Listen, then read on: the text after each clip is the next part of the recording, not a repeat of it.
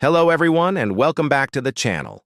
Today, we're diving into a story that reads like a modern-day fable, a powerful reminder of how attempts to tear someone down can spectacularly backfire. It's a story about resilience, integrity, and the boomerang effect of malice. Imagine this. A highly skilled professional, let's call her Clara, is making waves in her field.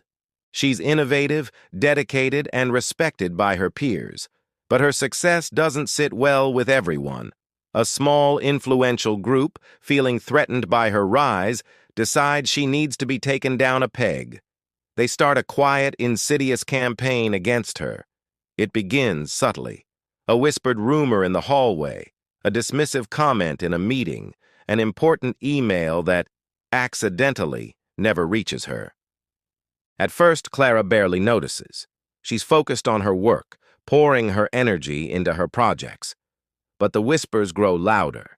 They start to question her competence, her methods, even her character. The goal is simple: to isolate her, to make others doubt her, and to slowly chip away at the foundation of her career. This group, let's call them the Shadow Syndicate, was clever. They never made direct public accusations. Instead, they planted seeds of doubt. They'd say things like, "I'm not sure about Clara's approach on this. It seems a bit unconventional." Or, "Did you hear about the supposed mistake on the last project? I heard she was involved." It was death by 1,000 cuts, designed to be untraceable and deniable. For a while, it seemed to be working. Some colleagues grew distant. Opportunities that were once a sure thing suddenly evaporated. Clara found herself on the outside, looking in.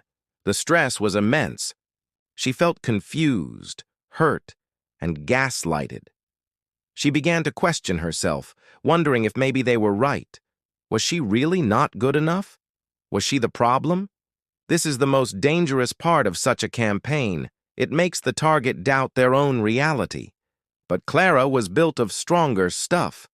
After a period of self-doubt, a spark of defiance ignited within her. She knew her work. She knew her integrity, and she knew that what was happening was wrong. Instead of shrinking, she decided to shine brighter. She doubled down on her work, meticulously documenting every step, every decision, and every outcome. She made sure her results were undeniable and her processes transparent. Here's where the tables began to turn.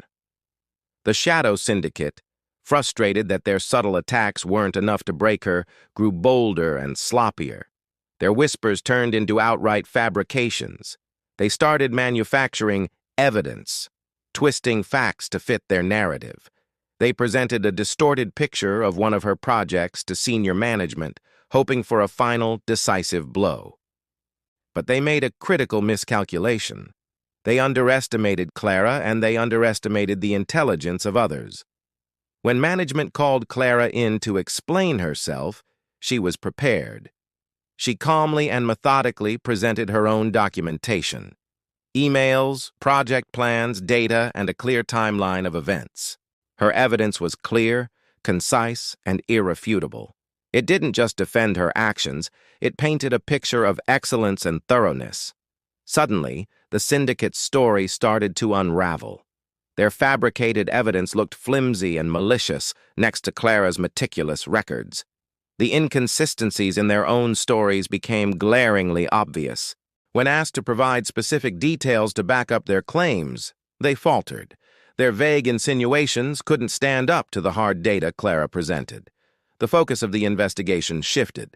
It was no longer about Clara's competence. It was about the syndicate's conduct. People started asking questions. Why were they so invested in tearing her down? What was their motive? Colleagues who had been swayed by the rumors began to see the campaign for what it was: a coordinated attack driven by jealousy and fear. The more the syndicate tried to defend their actions, the deeper the hole they dug. Their frantic attempts to discredit Clara only made them look more desperate and less credible. In their effort to cast a shadow on her, they had inadvertently shone a spotlight directly on their own toxicity, their lack of professionalism, and their willingness to sabotage a colleague for personal gain. They had tried to paint her as incompetent and untrustworthy, But in the end, that's exactly how they revealed themselves to be. The fallout was significant. The syndicate's credibility was shattered. Some faced disciplinary action, while others found their own careers stalling as people no longer trusted their judgment or their motives. They had set out to destroy Clara's reputation, but they only succeeded in destroying their own.